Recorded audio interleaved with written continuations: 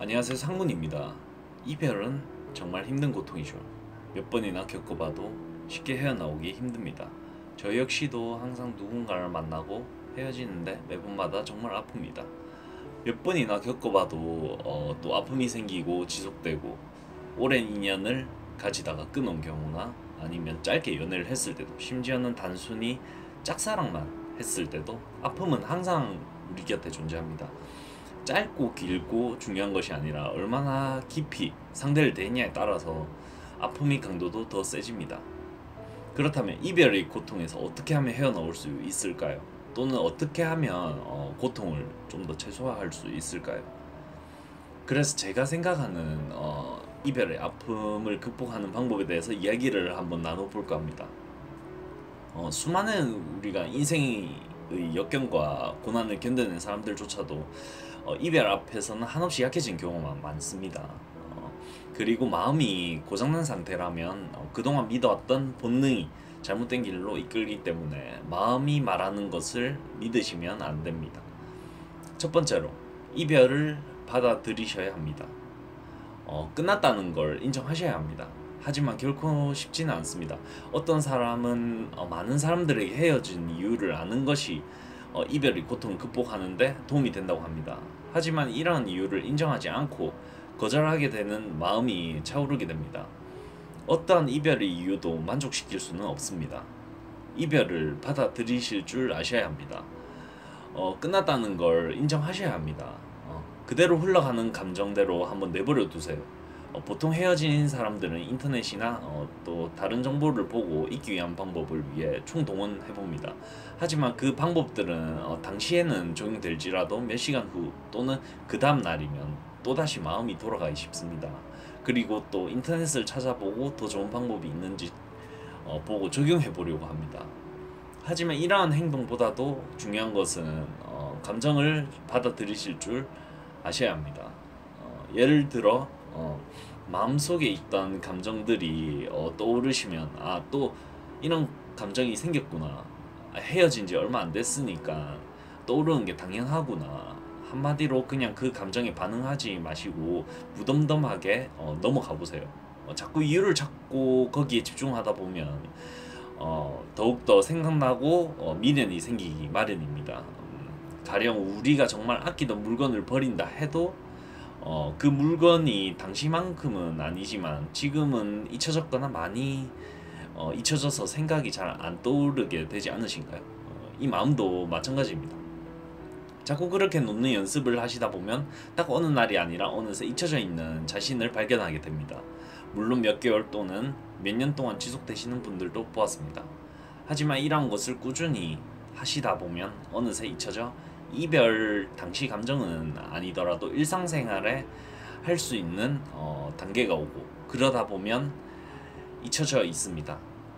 그 다음 두 번째로, 너무 힘들다면 나쁜 점들을 한번 나열해 보시는 겁니다.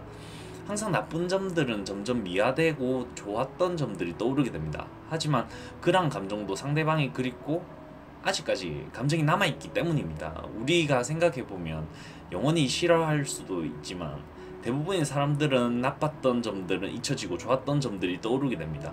그래서 이별한 사람에 대한 나쁜 점들을 한번 적어보는 게 도움이 됩니다.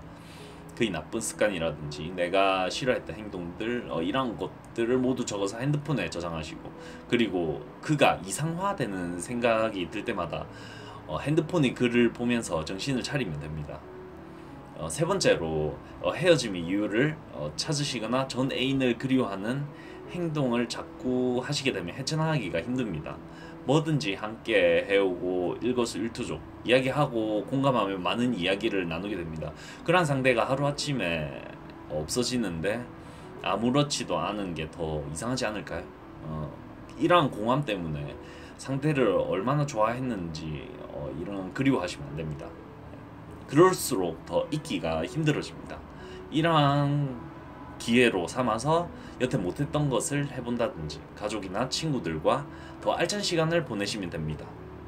또한 네 번째로, 이별 관련 영화를 보시는 것도 좋은 방법입니다.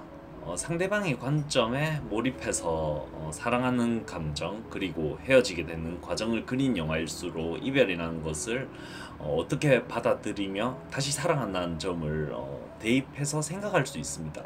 자신이 처한 상황과 제3자가 처한 모습을 바라보는 시선이 다르기 때문이죠. 이러한 방법을 토대로 일상생활을 하시다 보면 분명 잊혀지게 되어 있습니다.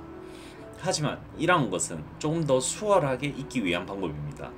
가장 본질적인 것은 시간의 이야기다 라는 말이 있듯이 예전에도 그랬고 지금도 틀린 말이 아닙니다.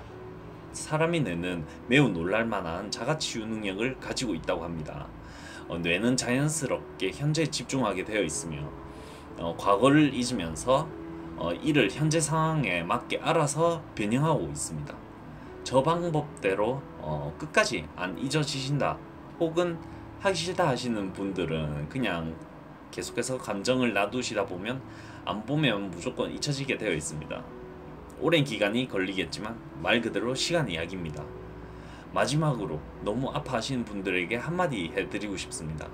너무 아파하지 마세요. 상대는 여러분에게 부정적인 영향을 주었습니다. 여러분이 가치를 몰라주고 대접해주지 않은 사람입니다. 여러분이 가치를 올리셔야 해요. 여러분들이 받아야 하는 가치만큼 대우를 해주는 사람만 곁에 두시면 됩니다.